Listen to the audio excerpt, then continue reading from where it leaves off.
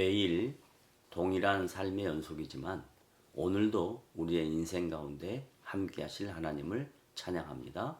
하나님의 말씀은 신명기 1장 40절부터 46절까지입니다.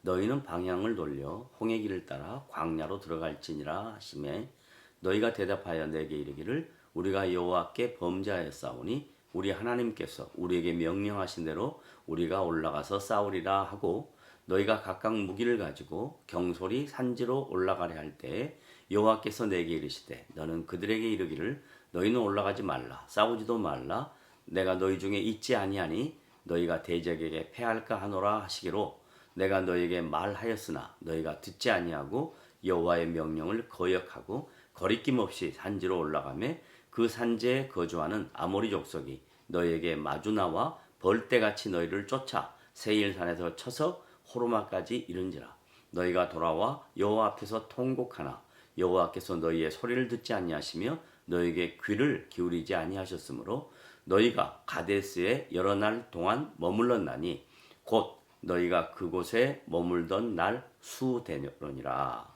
아멘.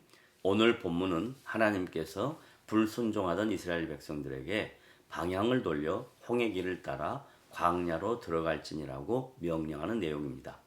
이것은 가나안 땅에 들어가는 과정에 노정을 변경시켜서 그들을 훈련시켰던 내용입니다.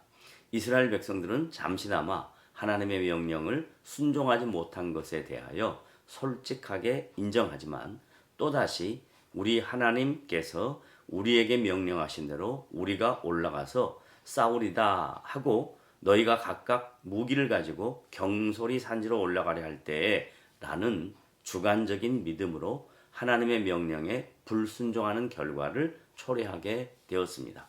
이러한 이스라엘 백성들의 무지한 행동에 대하여 하나님께서는 모세에게 너는 그들에게 이르기를 너희는 올라가지 말라 싸우지도 말라고 명령하십니다.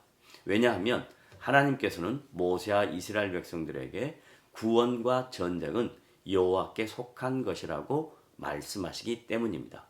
이스라엘 백성들은 자신들의 의지와 성급한 열심으로 아모리 족속에게 쳐들어갔지만 하나님께서 그들과 함께하지 않으심으로 전쟁에서 패하여 호르마까지 도망치는 처참한 실패를 맛보게 되었습니다.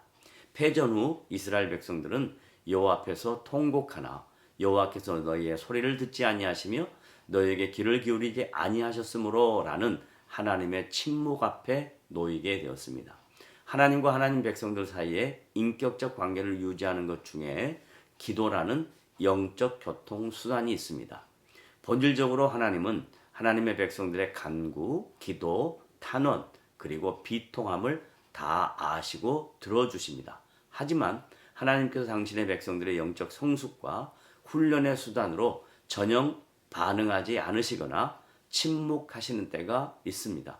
이것은 하나님께서 당신의 백성들에 대하여 관심이 없으시거나 사랑하지 않으신 것이 아니라 하나님의 방법과 하나님의 때에 응답해 주시는 인격적인 분이시기 때문입니다. 기도에 대하여 양면성을 예로 들어보겠습니다. 누가복음 18장 1절부터 8절에 나타난 하나님을 두려워하지 않고 사람을 무시하는 불의한 재판장과 힘없는 과부의 밤낮으로 부르짖는 기도에 대하여 응답하시는 하나님을 비유로 설명합니다. 이것은 항상 기도하고 낙심하지 말라는 격려의 말씀입니다. 이와는 대조적으로 야고보서 4장 3절에 보면 구하여도 받지 못함은 정욕으로 쓰려고 잘못 구하기 때문이라고 지적하는 것을 볼 수 있습니다. 초대교회 성도들의 기도에 대한 잘못된 편견을 사도 야고보가 지적하는 내용입니다.